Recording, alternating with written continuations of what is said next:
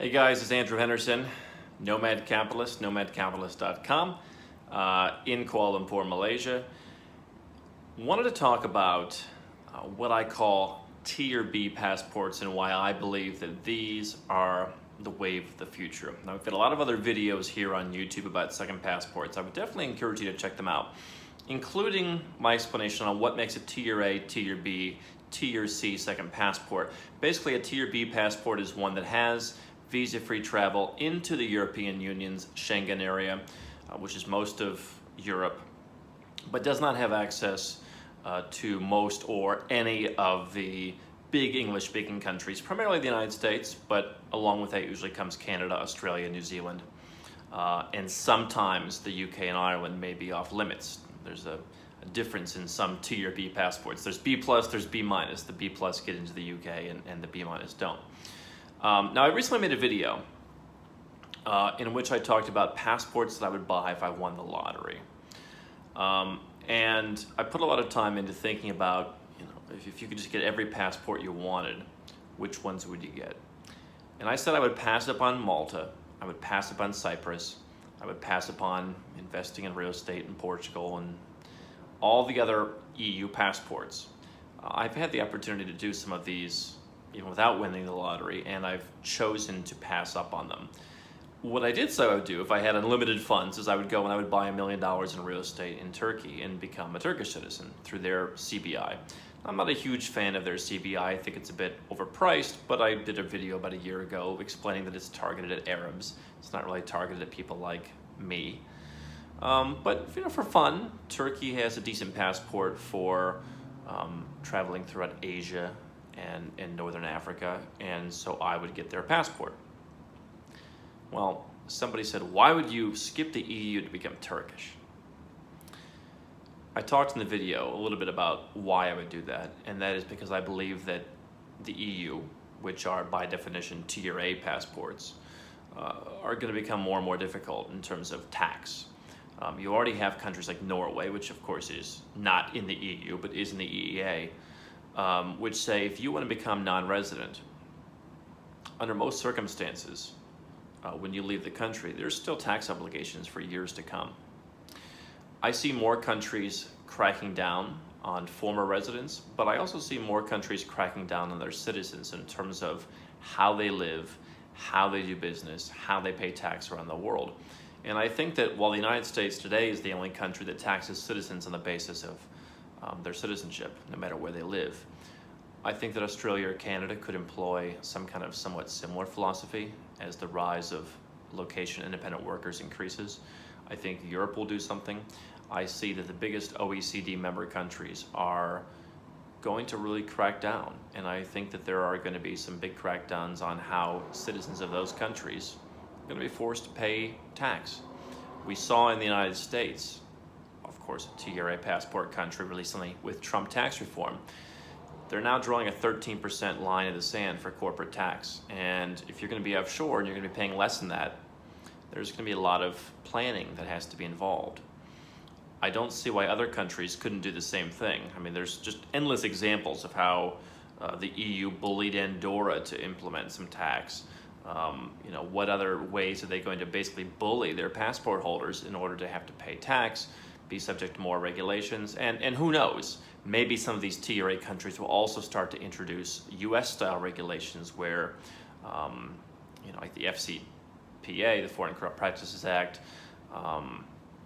regulations on who you do business with, such as the US has with dealing with sanctioned individuals, and just probably introduce more paperwork that makes it more difficult. I think you're going to see more countries moving towards a US-style system of not only tax, but just regulation on their citizens overseas. And so that's why I think that, if you're not a US citizen, you probably still need a second passport, or at least a residence that can lead in the next 3 to 5 years to a second passport. And for me, I don't really want to be involved with most of those Tier A passports. Now, I was having a conversation with a friend recently. We said, which passports would you take if they were thrown at you? Sure, if you throw Singapore at me, I'm going to take that. There are Tier A countries. Taiwan perhaps could be Tier A. There are Chile, There are Tier A countries that I think will be okay. But by and large, my thought is that, in my lifetime, Tier A or Tier B passports are where you're going to want to be. Tier C passports, I actually think will have some role. Passports that don't get you into the EU. Turkey is actually a Tier C passport, but it has excellent access into many other countries. 90 days visa-free into Malaysia. I believe they can go to Mexico. Lots of other countries. So I think that Tier B passports is a core strategy.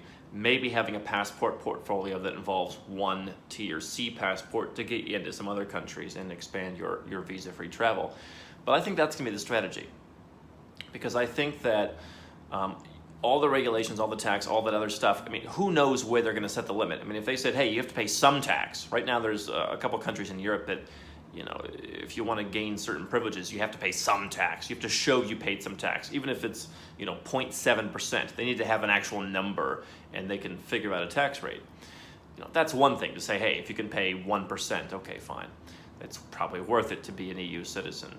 But the U.S. has now set the bar at 13 for corporations doing business overseas. Who knows where the bar will be? And so who knows what being a Tier A passport holder will cost you in the coming years. What I see is a growing trend of openness among Tier B countries. I think that visa-free travel for citizens of most countries is only going to get better. I track visa-free travel waivers, and we do this every year with our Nomad Passport Index, but I do it just as a passport geek. I cover it all the time, and very rarely do you see Tier B passports losing visa-free travel. You see a lot of them gaining visa-free travel. You see, every year they're adding a country or two. And every year you see a number of countries just come in and say, you know what, everyone can come. Last year you saw Qatar, 80 countries, come on in, visa-free. Indonesia, about a year and a half ago, like 152 countries, come on in. Malaysia has long been open. Ecuador has long been open. But I see more and more countries opening up. I also see more and more countries going to the e-visa system. I'm using a Tier B passport to go to the UAE and to go to Dubai in the near future. And while there isn't a visa requirement, it's an e-visa. You can have someone handle it for you. It's not super cheap, but it's pretty darn easy. And so for me, I look at greater visa-free travel, greater implementation of e-visa programs by countries that actually have visas, and really easier and easier visa-free programs as the wave of the future. So for me, a Tier B passport, if you're someone who wants to travel, you're still going to have visa-free travel privileges because you can go to Europe and you can go to other places. You can, I think, increasingly enjoy visa-free travel, and you'll have more and more as time goes on, as the world becomes more and more open and visa restrictions are released. You're going to have more privileges as a Tier B citizen, usually, to be from a country that nobody's on the bad side with. You're not going to be a U.S. citizen, for example, where certain countries retaliate against the U.S. government or the EU or the UK. So you're going to have a low profile. You'll still have all the privileges to get residence permits in just about every country on earth. So long as you have money, the number of countries with investment immigration programs are rising. So whether you want to come to here in Malaysia and do MM2H, put 75 grand in the bank, get a residence permit for 10 years, whether you want to go to the EU and become a resident of the EU to live there full time, there's plenty of programs there. Colombia, Mexico, there's just endless numbers of programs. Montenegro, I have a residence card. I think all those options are going to increase. So the kind of people that I talk to, the 6- and 7-figure earners who are entrepreneurs, who are investors, who control where they go, and they make their own money, and they're making good money, or they have a lot of wealth. To me, all of the negatives are going to be with the Tier A passports. Now, if you're making $30,000 a year, having a Tier A passport is probably going to be worth it, because paying $200 to get an e-visa to Dubai is a pain, and that's maybe a lot of money if you make 30 grand a year. But if you're the 6, 7-figure, even 8-figure earner, paying $186 to get a visa to go to the UAE pales in comparison to what it would cost to have the complex tax preparation that U.S. citizens now have under Trump tax reform, and I think other countries' citizens are going to have going forward. So the world is opening up. It's especially opening up to small countries that aren't bothering anybody, the world's increasingly saying, who cares if we let some St. Lucians come? Who cares if we let some Serbians come or some Montenegrins come? That's the direction of the world. So for me, I see the Tier A passports heading down a much more restrictive direction. I see Tier B heading down a much more open direction, and many of the Tier B passports are not part of the CRS information sharing. You can still retain certain amounts of privacy. You can still, with their blessing, pay very little tax, if any. Even if you're tax resident in their country, there are countries where you can be tax resident there as a citizen and basically have a non-dom status and not pay anything. So that's why I think Tier B is the way of the future. I still believe, as I've talked about in other videos, that the passport portfolio will be important. Some Tier B passports, again, may not have that access to the UK or Ireland, so you may want another passport that gives you that. So, maybe, as an example, Serbians and Montenegrins are about the two only countries in the world that can't come to Malaysia without having to get a visa first. So they could get just about any other passport in the world, including Somalia, and use that to come to places like Malaysia. So a passport portfolio still will be important, but I definitely think, to go back to the original point and to say, why would I not want to be an EU citizen? I think that the Tier A is going to start to make people's lives very difficult. It's not just about tax.